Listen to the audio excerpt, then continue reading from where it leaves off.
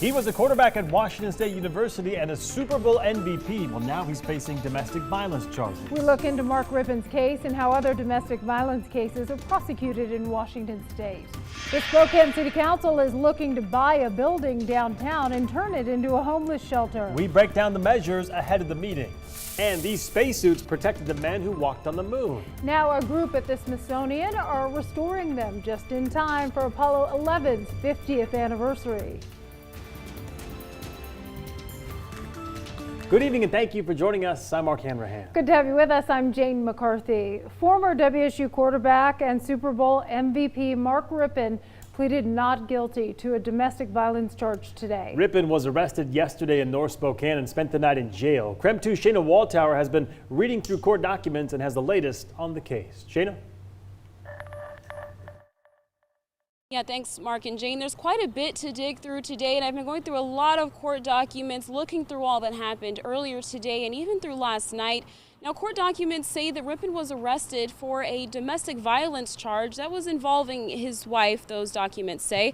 Now, Washington state law requires that police make an arrest if there's a probable cause for domestic violence, so police arrested him last night. Now, I spoke with his wife earlier today, Danielle Wade, but she said she didn't want to make any comments on the situation. Now, Rippen pled not guilty to the charges today. His attorney, Chris Bugbee, says he believes he has CTE, or chronic traumatic encephalopathy, but Bugbee says this was not related to that incident. Now, Rippen's attorney says they're hoping that this investigation will provide a little bit more clarity as to exactly all that happened. Again, they're still going through all those documents and investigations from what police saw, as well as exactly what happened and getting statements from his wife as well. We'll continue bringing you all updates on this story, but for now, in front of the Spokane County Courthouse, I'm Shayna Waldtower, and I'll send things back in studio. Shayna, thank you very much. Meantime, Mark Rippen and his wife released a statement to People magazine regarding the recent arrest. It reads in part, quote, "In response to Mark being arrested for domestic violence, we want you to know that he did not commit any crime." The statement went on to read, "We will continue to cooperate with authorities to ensure the truth of Mark's innocence comes out," unquote. Rippen's recent arrest is sparking renewed discussion about domestic violence. There are 4 different degrees of assault. Rippen is being charged with 4th-degree assault and domestic violence. KREM 2's Ian Smay explains the difference between those charges and how penalties are handled in Washington. Like you guys were saying, the sentence someone can face for assault charges heavily depends on what degree they were charged with, among other factors. Rippen's charge is a gross misdemeanor, which means he could face up to 364 days in jail if he is found or pleads guilty. He could also receive up to a $5,000 fine. The charge also is considered a domestic violence charge.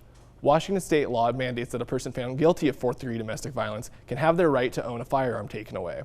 In addition, a judge can require that someone found guilty of this charge to go to domestic violence counseling programs, as well as issuing a no-contact or victim protection order that bars the person found guilty from having contact with the victim. Domestic violence is not an uncommon crime in Washington. You can find more on domestic violence sentencing and crime rates in Washington on our website, krem.com. Mark, Jane, I'll throw it back to you. Thank you, Ian. And Rippen does have a long-standing history in Spokane. His family moved here in 1965 from Alberta, Canada. Before starting his professional career in football, Rippen was a 3-sport athlete at Shadle Park High School, and he led the Highlanders to the state title in basketball in 1981. All 3 of his varsity numbers in football, basketball, and baseball were retired by the school. Rippen went on to play football at Washington State University. He was selected by the Washington Redskins in the 1986 NFL Draft. From there, Rippen went to play 11 seasons in the NFL, and he was a Super Bowl MVP in 1991.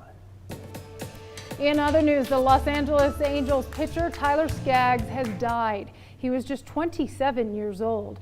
Skaggs was reportedly found in his hotel room while the team was getting ready to start a 4-game series against the Texas Rangers. His cause of death has not been released, although it reportedly does not involve foul play. Tonight's Angels game is canceled. Several new restrictions for buying semi-automatic rifles went into effect today in Washington. The new rules were put into place by voters last November with the passage of Initiative 1639. Among the new requirements, enhanced background checks and waiting periods to buy semi-automatic rifles, and criminal liability for failure to safely secure a gun under certain conditions. We'll tell you what else is outlined under that new law coming up on KREM 2 News at 6 tonight. Well, it is a beautiful sunny day across the inland Northwest, and there's a man standing by in the Weather Center that you may not recognize. You haven't seen him for a couple of weeks. Tom, Sherry, welcome back. It is great to be back, and gosh, a nice vacation, but always good to be back home in the inland Northwest. And boy, we got some super weather as we head in to celebrate America's birthday. We take a look at the Doppler radar. You've got some stormy weather that is moving up from the Blue Mountains into areas of southeastern Washington, also some showers around the Yakima area. We may get a little rain overnight and again tomorrow, but we'll get things nice and dry just in time for the 4th of July. I've got 80s in the forecast for the early part of the evening, 58 the overnight low. Again, might see an isolated shower, could see some pop-up rain showers or isolated thunderstorms by tomorrow afternoon. We'll look for a daytime high of only 78, but you know, that's actually pretty close to normal. The average high is 79 degrees. When we take a look at your weekend forecast, goes like this. The heat is back, mid-80s both Saturday and Sunday. So for folks that have that long weekend and they want to make it a real big summer weekend, the temperatures will be cooperating. I'll have more details with your 7-day outlook all coming up in a few minutes. Thank you, Tom. In Western Washington, all of the main operating rooms at Seattle Children's Hospital are closed right now. Health experts are investigating an air quality issue. The hospital has been working to get rid of mold that was first discovered in May. Hospital staff are changing the building's air systems, and they're extensively cleaning all the operating rooms. It's not clear how long those operating rooms will be closed, but it's a big problem.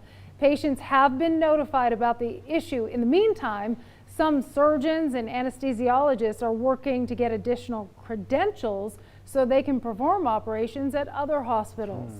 And a new Idaho law aimed at fighting the opioid epidemic takes effect today. The new law expands access to the life-saving drug naloxone, commonly referred to as Narcan. It's used to reverse drug overdoses. Pharmacists, physicians, and nurse practitioners in Idaho can already prescribe naloxone.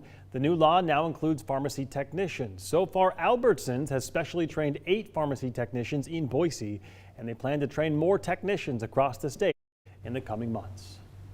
And a group of Americans crossed the border into Canada simply to raise awareness of rising insulin prices.